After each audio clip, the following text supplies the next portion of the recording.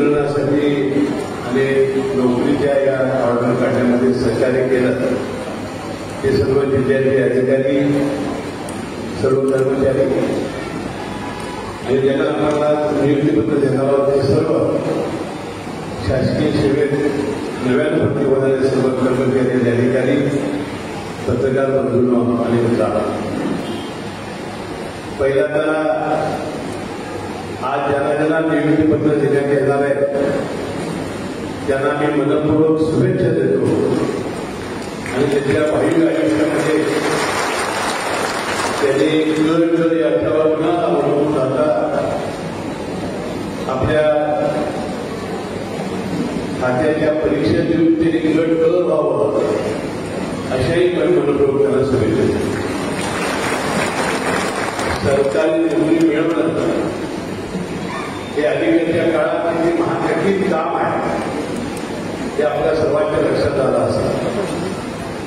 आम्हाला नोकरी म्हणून फार मोठा यासाठी प्रयत्न करावा लागतो. आता या ज्या परीक्षा आहेत एमपीएससी असतील किंवा मंत्रिमंडळाने इथे शासनानं त्या 4 कपड्या ठरवलेल्या आहेत. तर मागील काही काळामध्ये परीक्षेचे पेपर लीक व्हायचे, त्यामध्ये काही प्रकार व्हायचे आणि खऱ्या ज्याचा अधिकार आहे अशा प्रकारच्या अन्याय व्हायचा.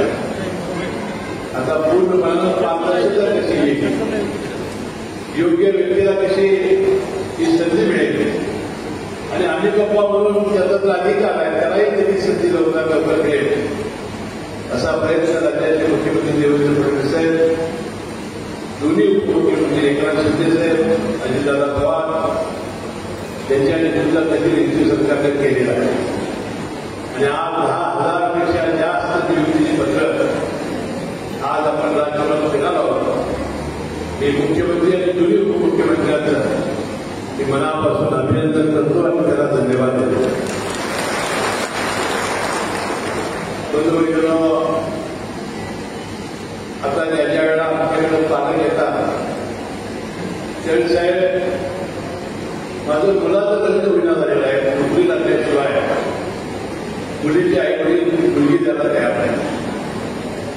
आता जमाना एवढा आलेला आहे, पहिल्यांदा शेती उत्तम असायची ती आता कमी झाली, व्यवसाय दुय्यमच राहिलेला आहे, तो नोकरी आता प्रथम स्थानावर आहे.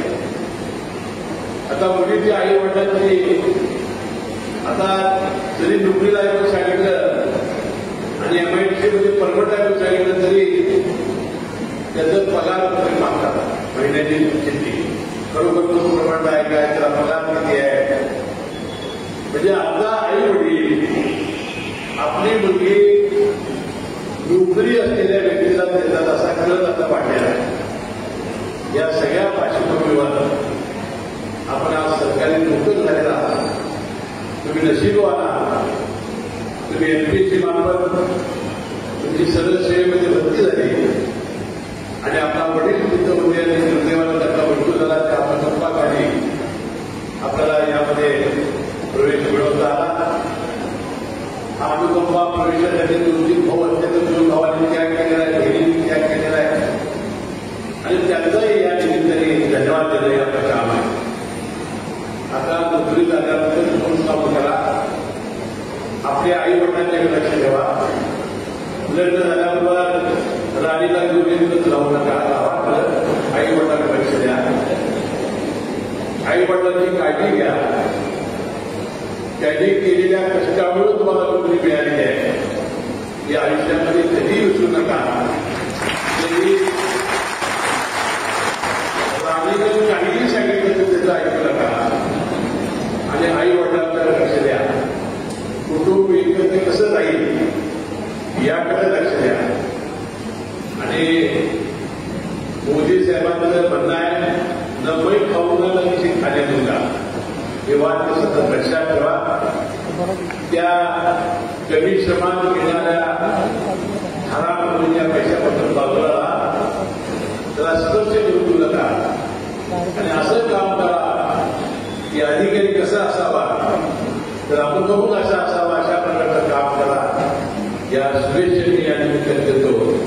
अतिशय प्रामाणिकपणानं सरकारने जे नियम असतील ते पाळून आणि आमचा जो कार्यक्रम असेल सरकारचा तो आपण पार पाडावा एवढी अपेक्षा मी या निमित्ताने करतो.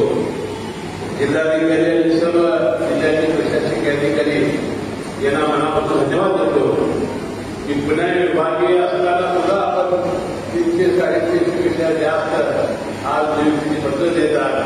हे जे काम केलेलं आहे 150 दिवसाच्या मुख्यमंत्र्यांच्या या कार्यक्रमामध्ये हा एक महत्वाचा कार्यक्रम होता.